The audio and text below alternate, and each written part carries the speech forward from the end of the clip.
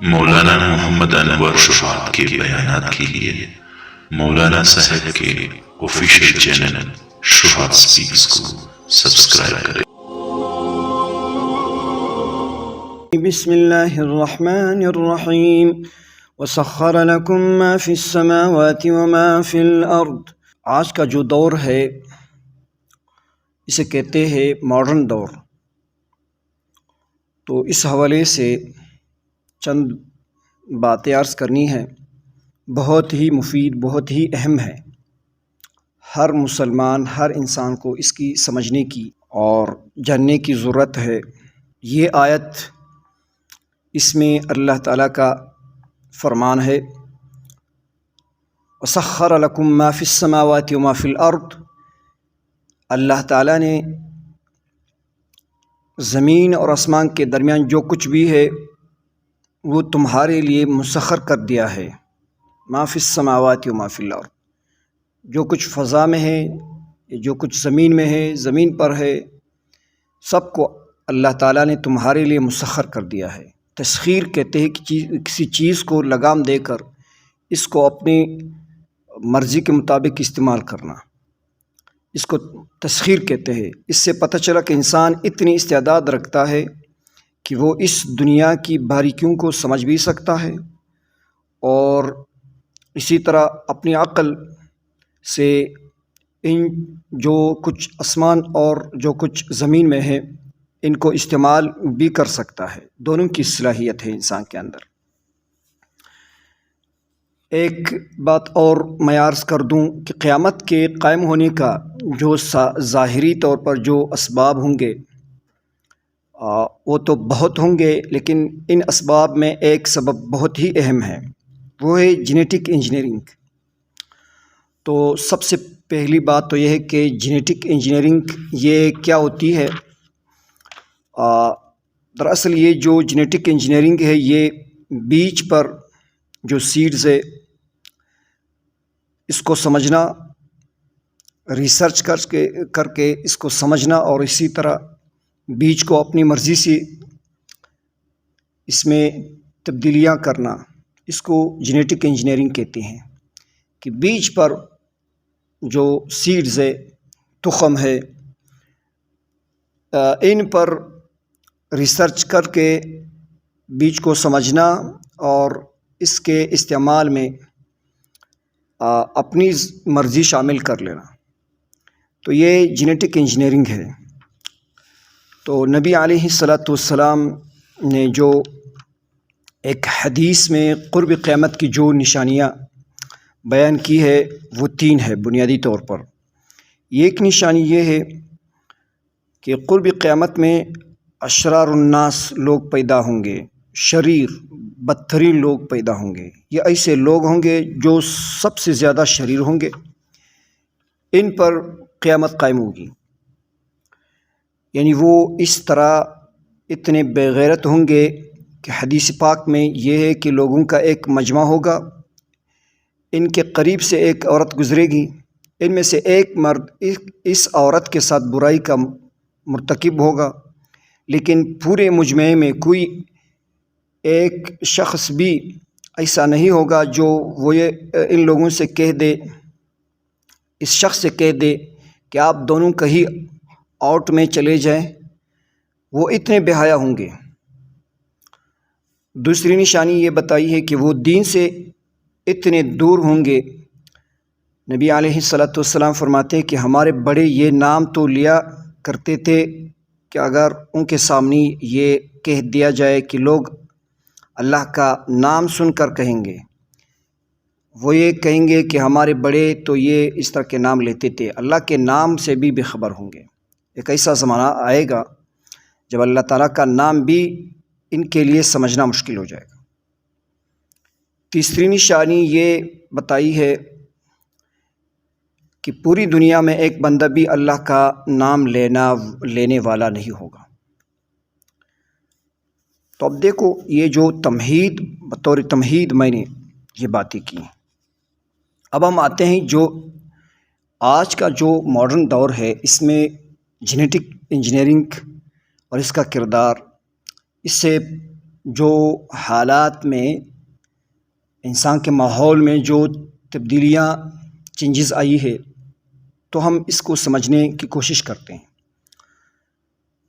یہ تو میں نے بتایا کہ جینیٹک انجینئرنگ کیا ہوتی ہے، بیج کو سمجھنا اور اپنی مرضی سے اس میں تبدیلیاں کرنا، یہ جینیٹک انجینئرنگ کہلاتی ہے۔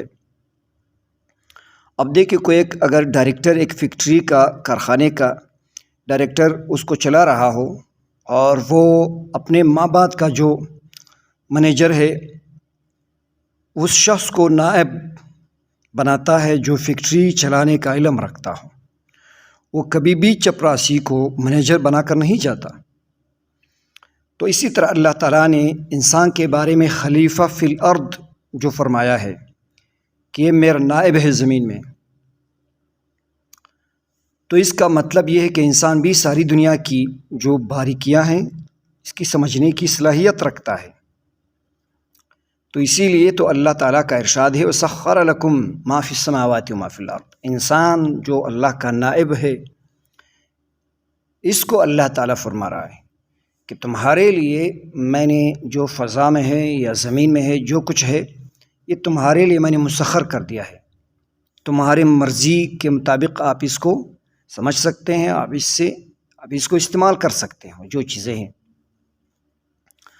دیکھیے آج کے دور میں جب جینیٹک انجینئرنگ شروع ہوئی تو ابتدا میں بیجوں سے کام شروع ہوا، جو بیج تھے، چنانچہ فصلوں کے عجیب و غریب بیج آنا شروع ہو گئے۔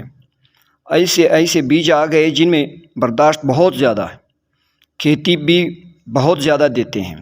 پہلے اگر 1 من نکلتا تھا تو اب 10 من نکلنا شروع ہو گئے ہیں۔ پہلے جو شکل اچھی نہیں تھی وہ شکل خوبصورت ہو چکی ہے۔ اگر پہلے ذائقہ اچھا نہیں تھا تو اب ذائقہ اچھا ہو گیا ہے۔ اس کی مثال یوں سمجھے کہ جب شروع میں کیڑا نکلا تو کڑوا ہوتا تھا، جب تک بندہ اس کو رگڑتا نہیں تھا اس وقت تک وہ منہ میں لے جانے کے قابل ہی نہیں ہوتا تھا۔ اب انسان نے اس پر ریسرچ کر کے ایسا کھیرا بنا دیا جسے کاٹنے اور رگڑنے کی کوئی ضرورت نہیں۔ اب اگر وہ ایسے ہی توڑ کر کھائیں تو آپ کو کھانے میں میٹھا محسوس ہوگا۔ پھلوں کے بھی آپ دیکھ لیں، آب و ہوا کے مطابق پھلوں کی شکلیں حاصل کرنا شروع ہو گئی ہے۔ ایک وقت تھا کہ کچھ لوگوں میں اس حوالے سے وہ یہ رجحان ہوتا تھا کہ اس میں یہ اللہ کی تخلیق ہے تو اس میں کوئی کچھ نہیں کر سکتا ہے، کوئی تبدیلی۔ لیکن ہم دیکھتے ہیں آج کے دور میں پھلوں میں جو آب و ہوا کے مطابق بنا لیے جاتے ہیں۔ سویڈن میں ایک درخت تھا، اسے قوم کو ٹی وی پر دکھایا گیا، مثلاً وہ سٹریس فیملی کا درخت تھا اور اس کی ہر شاخ پر ایک الگ پل لگا ہوا ہوتا تھا۔ تو یہ ساری جو تبدیلیاں ہیں یہ بیج کے سمجھنے اور اس کو اپنی مرضی کے مطابق استعمال کرنے کی وجہ سے ہیں۔ یہ کام صرف سبزی اور پھلوں تک نہ رہا بلکہ وہاں سے جانوروں تک بڑھ گیا۔ انسان نے سوچنا شروع کیا کہ ہمیں زیادہ دودھ والا جانور چاہیے، چنانچہ اس سے انسان نے اس پر ریسرچ کرنا شروع کر دی۔ یہ ریسرچ اتنی بڑی کہ جانوروں میں جینیٹک انجینئرنگ کا کام ایسا آگے بڑھا کہ لوگ ڈاکٹر حضرات کے پاس جانوروں کے بیج لے جاتے ہیں، ڈاکٹر سے پوچھتے ہیں کہ ہمیں اس رنگ، اس نسل کے یہ چاہیے، یہ گائے چاہیے، یہ بھینس چاہیے۔ تو وہ ڈاکٹر بھی ان سے پوچھتے ہیں کہ کون سا بیج آپ رکھوانا چاہتے ہیں۔ یہ جب جانوروں پر تجربات ہونا شروع ہو گئے تو خیال یہ تھا کہ شاید یہ جانوروں تک ہی رہیں گے، مگر یہ آگے انسانوں تک بھی جا پہنچا یہ مسئلہ۔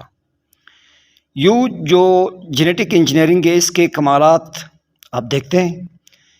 آج انسانوں میں بھی بہت سے لوگ ہیں خواہش رکھتے ہیں بیٹوں کی، وہ ڈاکٹر کے پاس جاتے ہیں اور ان کا بیٹا ہو جاتا ہے۔ آپ دیکھتے ہیں، میں دیکھتا ہوں، وہ اس طرح کہ مرد کے اندر جو کروموسومز ہے، مادہ منویہ ہے، اس کے 2 حصے ہوتے ہیں، مرد کے، ایک ایکس دوسرا وائی، یہ فرضی نام رکھے ہوئے ہیں۔ اسی طرح عورت کے جو کروموسومس ہے اس کے بھی 2 حصے، دونوں ایکس ایکس ہیں۔ جب دونوں مرد عورت ملاپ کرتے ہیں تو یہ دونوں جو کروموسومز ہے 2 حصوں میں تقسیم ہو جاتے ہیں۔ مرد کا جو ایکس وائی ہے علیحدہ علیحدہ، اور اسی طرح عورت کا ایکس ایکس، دونوں علیحدہ ہو جاتے ہیں، کل 4 حصے بن جاتے ہیں۔ اب ان 4 میں سے جو پہلے آپس میں مل جاتے ہیں اسی کی بنیاد پڑ جاتی ہے بس۔ اگر عورت کی طرف سے ایکس اور مرد کی طرف سے وائی، یہ دونوں اگر کمپوننٹ آ گیا اور یہ آپس میں مل گئے تو بیٹا پیدا ہوگا، اور اگر مرد کی طرف سے بھی ایکس اور عورت کی طرف سے بھی ایکس کمپوننٹ آ گیا تو بیٹی پیدا ہو گئی۔ اب جب انسان نے اس کو سمجھ لیا تو اس نے یہ کرنا شروع کر دیا کہ مرد کی طرف سے جو ایکس پارٹ تھا اس کو اس نے لیزر کے جو ریز ہے اس کے ذریعے یہ ایکس، مرد کا ایکس ختم کر دیا۔ جب ایکس ہی ختم ہو گیا تو باقی وائی ہے۔ اب عورت کی طرف سے جو ایکس پارٹ ہی آئے گا تو اس کی طرف سے تو ہے ایکس، تو پکا پکا یہ پتر پیدا ہوگا، اس سے بیٹا پیدا ہوگا۔ یہ کوئی انوکھا سا کام نہیں ہے، خدا تعالیٰ نے ایک نظام بنایا تھا، انسان نے اس کو سمجھ کر اپنی مرضی کے مطابق استعمال کر دیا۔ رب کریم تو پہلے ہی فیصلہ دے چکے ہیں کہ زمین اور آسمان میں جو کچھ ہے اس سے میں نے انسان کے لیے مسخر کر دیا ہے۔ بعض لوگ ایسی باتیں سن کر حیران ہو جاتے ہیں۔ بھائی حیران ہونے کی بات تو تب ہوتی اگر بچے نے ماں کے پیٹ میں بالفرض 20 ڈگری ٹمپریچر پر بننا ہو تو انسان اس کو 20 کے بجائے 120 ڈگری پر بنا کر دکھا دے، تو یہ تو نہیں ہو سکتا۔ یا اللہ کا جو نظام ہے اس نظام سے ہٹ کر اپنے ہیومینٹی میں، اپنے جو انوائرمنٹ ماحول میں انسان کو ایک اس طرح کے نظام بنا کر اس میں پھر انسان کا جو ڈھانچہ ہے وہ انسان بنا دے، کوئی جانور بنا دے، کوئی ایک چیز بنا دے، اپنی نظام میں جو زندہ ہو، اپنی مرضی سے چلتا پھرتا ہو، یہ ناممکن ہے۔ اور یہ بات اس آیت کی بھی خلاف نہیں ہے۔ یَہَبُ لِمَن یَشَاءُ اِنَاثًا وَیَہَبُ لِمَن یَشَاءُ الذُّکُورَ، اللہ کریم جسے چاہتا ہے بیٹی دیتا ہے اور اللہ رب العزت جسے چاہتا ہے بیٹا دیتا ہے۔ آج کا انسان بھی ایسا کر رہا ہے۔ اگر کوئی یہ اعتراض کرے کہ یہ جو اب بیچ کے جو تبدیلیاں ہیں تو ایسا تو اللہ تعالیٰ کا تو ارشاد ہے کہ یہ بیٹا بیٹی دینا یہ میری مرضی کے مطابق ہوگی، اور آج کا انسان بھی ایسا کر رہا ہے۔ تو ہم کہیں گے کہ جب مرد اور عورت کا آپس میں ملاپ ہوتا ہے تو دنیا کا کوئی ڈاکٹر اس ملاپ سے پہلے نہیں بتا سکتا کہ رزلٹ کیا نکلے گا، نتیجہ کیا نکلے گی۔ کہ جب کوئی یہ نہیں کہہ سکتا کہ بیٹی ہوگی یا بیٹا، تو اس کا مطلب یہ ہے کہ یہ خدا ہی کا اختیار ہے کہ وہ جس حصے کو چاہے ملا دے، ایکس ایکس کو دونوں طرف سے، یا مرد کی طرف سے وائی اور عورت کی طرف سے ایکس ملا دے۔ ہاں جب بندے نے اس سے آگے ایک قدم رکھا ہے اور ایک حصے کو جو مرد کا 2 حصے تھے کروموسومز کے، ایک جو حصہ ہے مرد کا، اگر کسی نے انسان نے ایک حصے کو ہی ختم کر دیا، اب تو اختیار والا جو مسئلہ ہے وہ نہیں رہا، اب تو چوائس ہے ہی نہیں ہے۔ اس بارے میں بننی ہے تو ایک ہی چیز بننی ہے۔ تو معلوم ہوا کہ قرآن مجید نے جو یہ بات کی ہے کہ عام حالات میں کیا بنے گا، بیٹا یا بیٹی، یہ اللہ رب العزت نے اپنے علم سے یہ محفوظ کر رکھا ہے کہ انسان اس علم کو سمجھ کر انسان نے اللہ تعالیٰ کے جو یہ نظام تھا اس کو سمجھ کر اپنی مرضی کے مطابق استعمال کر لیتا ہے۔ یہ چیز قرآن مجید کے خلاف نہیں ہو رہی ہے، بلکہ اس کی تعلیمات کے عین مطابق ہے۔ آگے جا کے اب دیکھ لیں، اب جو ہے ڈی این اے کی دریافت انسان نے کر لیا ہے۔ ڈی این اے کیا ہے؟ ڈی این اے انسان کے بدن میں ایک چھوٹا سا سیل ہے جسے خلیہ کہتے ہیں.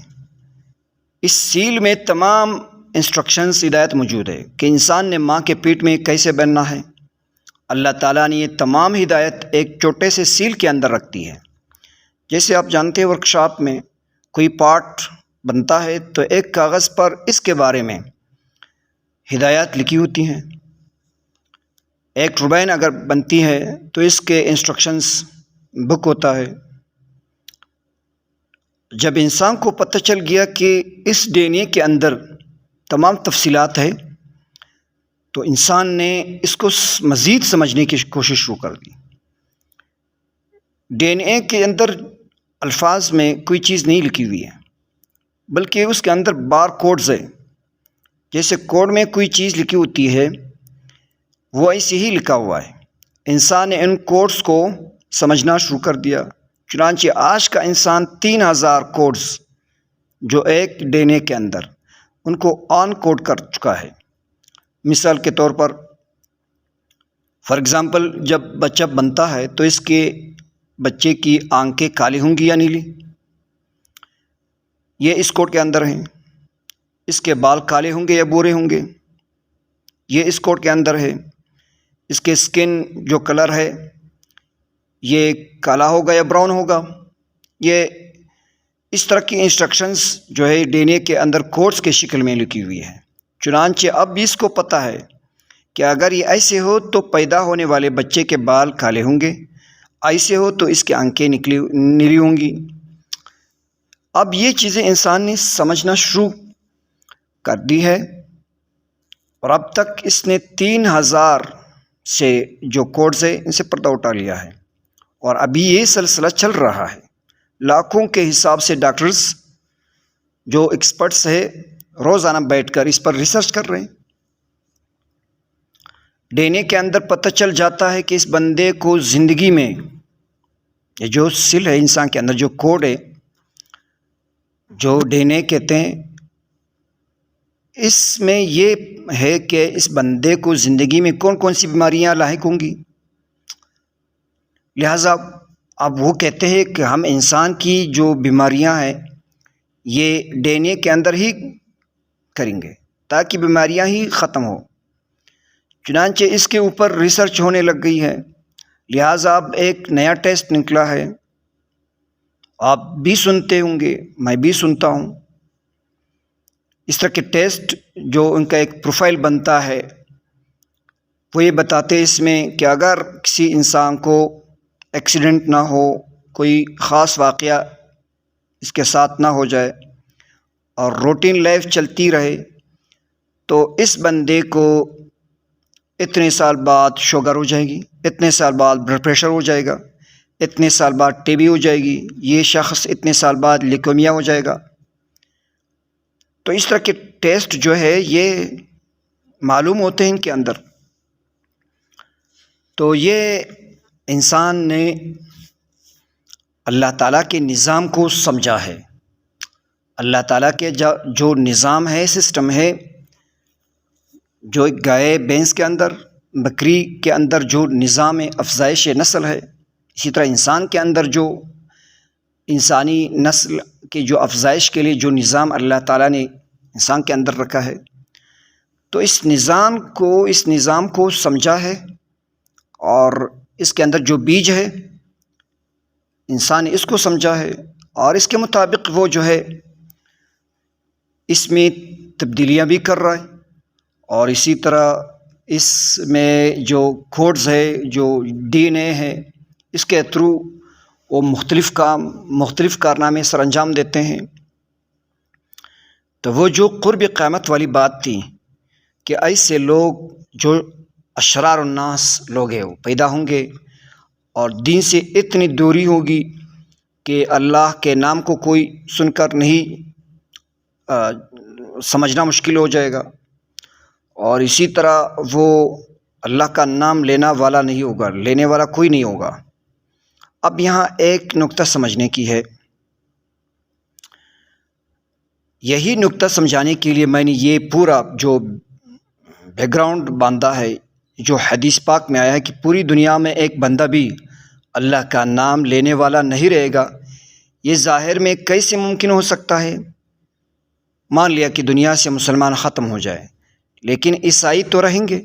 اگر عیسائی بھی ختم ہو جائے تو یہودی تو رہیں گے، لیکن یہ کیسے ہو سکتا ہے کہ نہ مسلمان رہے، نہ عیسائی رہے اور نہ یہودی رہے؟ اور جب تک یہ تینوں رہیں گے، خدا کے جو وجود کا تصور ہے وہ تو موجود رہے گا، کیونکہ وہ بھی خدا کو مانتے ہیں۔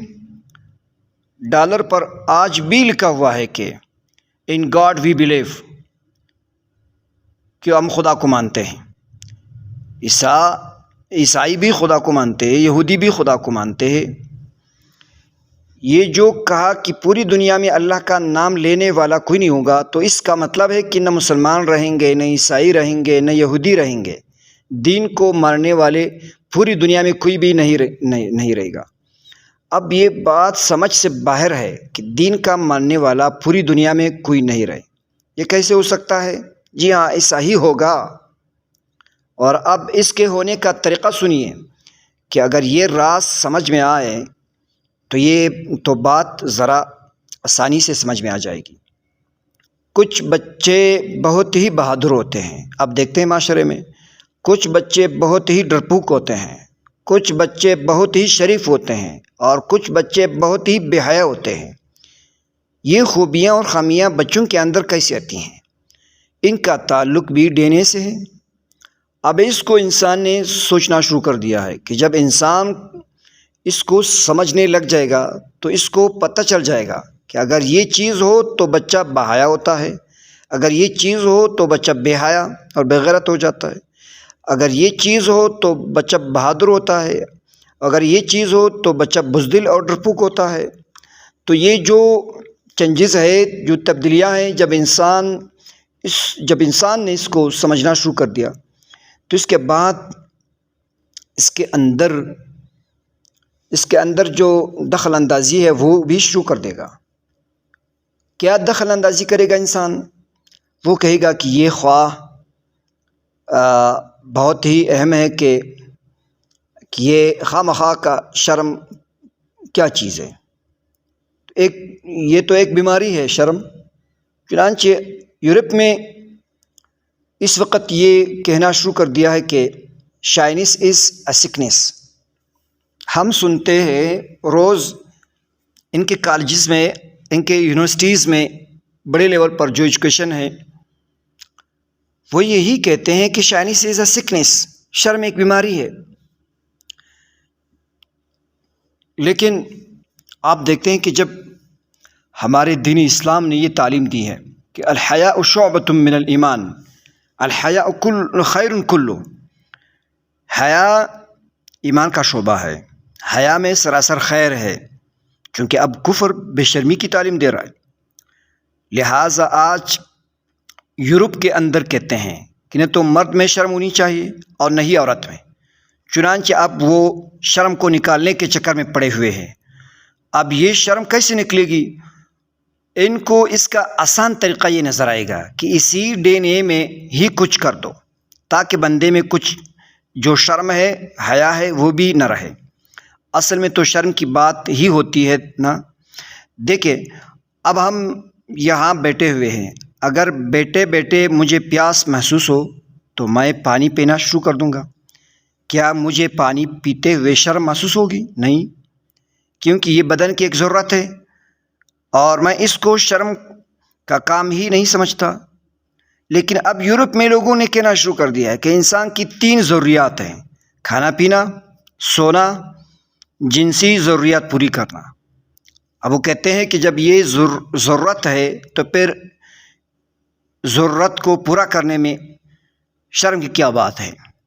دیکھیں، بکریوں کا جو ریوڑ ہو، اگر اس میں بکرا بکری سے ملاپ کرنا چاہے تو کیا وہ شرم محسوس کرتا ہے؟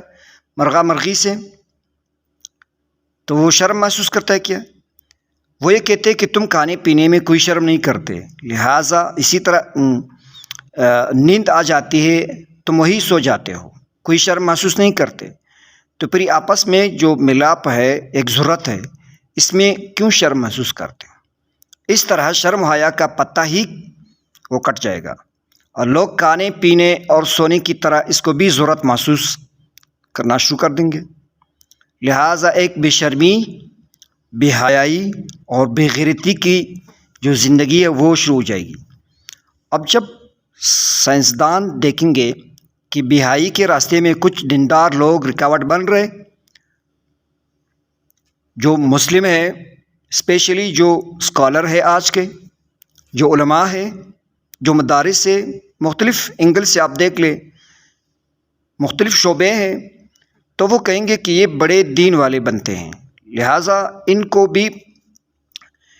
کا بھی پتہ کاٹو۔ چنانچہ وہ ڈینے پر سرچ کر کے ڈھونڈیں گے کہ کس جگہ پر کیا ہو تو بندے کو دین سے محبت ہوتی ہے، خدا سے محبت ہوتی ہے، کس جگہ اس کو ختم کر دیا جائے تو انسان خدا بیزار بن جاتا ہے۔ اس طرح وہ ایک نئی نسل پیدا کرنے کی کوشش کریں گے جو پیدائشی طور پر خدا بیزار ہوگی، اور نسل کو وہ خدا کا تصور بھی اچھا نہیں لگے گا۔ اچھا، اس کا طریقہ کیا ہوگا؟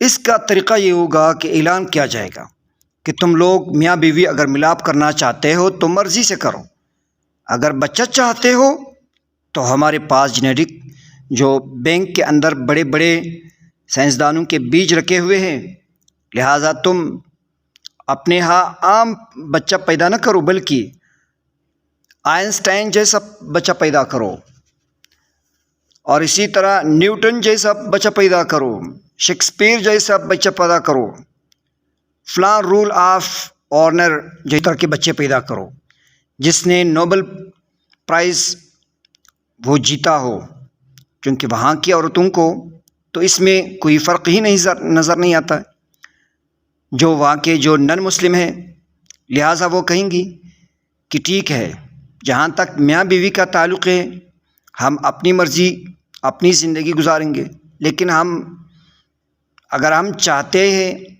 کہ ہمارا بچہ پیدا ہو تو پھر آئنسٹائن اور نیوٹن جیسا ہونا چاہیے، لہٰذا مجھے مارشل ریس چاہیے، یہ جو کہا جاتا ہے۔ چنانچہ عورتیں اپنی خاوندوں کے بجائے جینیٹک بینک میں جا کر پریگننٹ حاملہ جسے کہتے ہیں وہ کریں گی۔ جب وہاں سے حاملہ ہوں گی تو حکومت کہے گی کہ چونکہ تم مارشل ریس کو پیدا کرنے میں ہماری معاون بنی رہی ہو، اس لیے ہم تمہارا ٹیکس بھی معاف کر دیں گے اور اتنا ڈسکاؤنٹ بھی دے دیں گے۔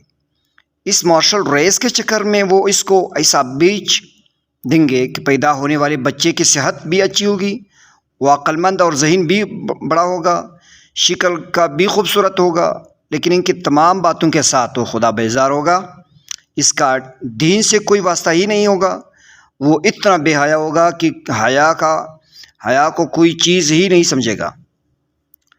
اب جب ایسے بچے پیدا ہوں گے تو پھر پوری کی پوری قومیں ایسی بنیں گی کہ جن کے جسم میں خدا کے تصور کا جو مادہ ہے وہ نہیں ہوگا، یہ پکے جانور ہوں گے۔ ان کو عقل مند جانور کہنا چاہیے میرے خیال سے۔ جب انسان یہ عقل مند جانور بنانا شروع کر دے گا تو پھر یہ غالب آئیں گے، اور پھر یہ اپنی نسل کو ایسے آگے بڑھائیں گے کہ پوری دنیا میں یہی ہوں گے۔ اللہ کا نام لینے والا کوئی نہیں ہوگا، اللہ کا نام لینے والا کوئی نہیں ہوگا تو قیامت بھی انہی پر آئے گا۔ اللہ تعالی ہمیں دور رکھے، اللہ تعالی ہماری حفاظت فرمائے، ہماری نسلوں کی حفاظت فرمائے، جہاں بھی ہماری نسلیں ہیں مسلمانوں کی، یورپ میں ہو اور دنیا کے کسی جزیرے پر ہو، دنیا کے کسی کنٹیننٹ میں ہو، اللہ حفاظت کرے۔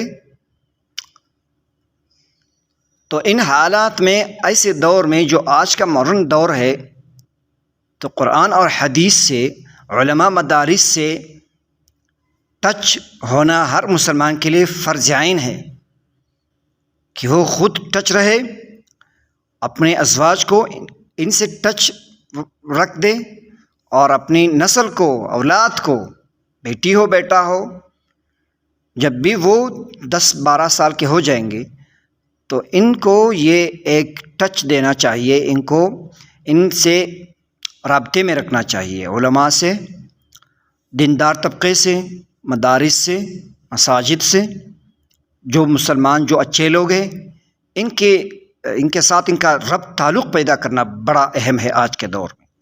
اللہ تعالی ہمیں سمجھنے کی توفیق دے، اللہ تعالی ہمیں ان باتوں کو سوچنے، سمجھنے اور اسی طرح قبول کرنے کی توفیق دے۔ وآخر دعوانا ان الحمد للہ رب العالمین۔